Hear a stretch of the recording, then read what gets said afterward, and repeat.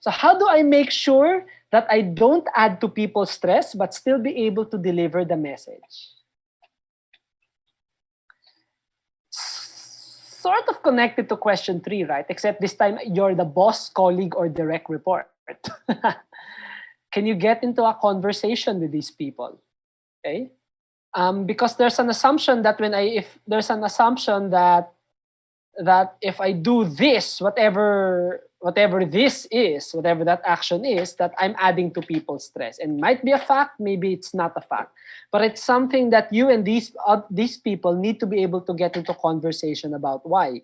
Because at the end of the day, okay, we want to stay true to ourselves and also deliver the message. Okay?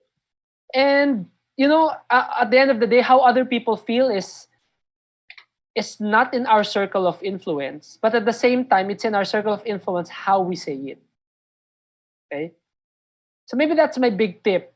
No, not maybe. That is my big tip for question 4. Number 1, it's not just the content, the actual words of what we say. What's more important is actually how we say it. Okay? Tone of voice, body language, okay? I invite this, if you're experiencing this, also invite you to get in touch with how you're feeling about delivering these messages, right?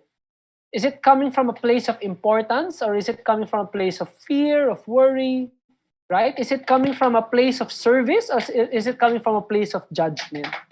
Where's that feeling coming from? Okay? Because the assumption here is you're adding to the person's stress by delivering the message. 2 big chunks here, right? What is really adding to a person's stress? And, get into a conversation about that.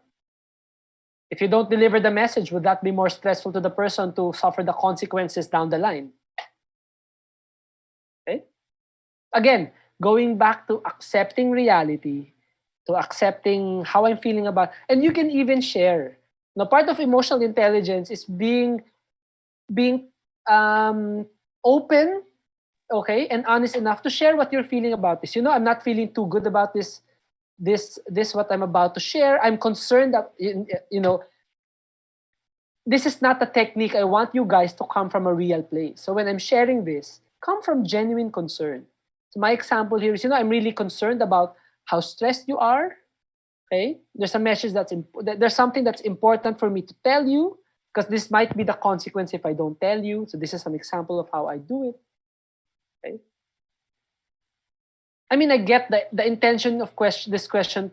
Now, I hope could be, I care for the person, but I still need to deliver the message. Okay. And that's something that people don't get enough of, and that actually people appreciate. Meaning you can deliver some tough news. If it's coming from a place of care and concern, people will care enough to listen to it.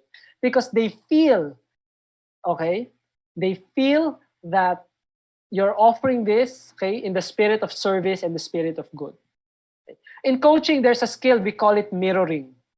Okay?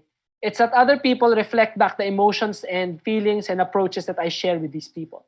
So if I come from a place of concern, right, and I'm not angry, I'm not out here to stress people, okay, it's more than likely that the person will be able to understand that and will also be open and receptive coming from a place of concern.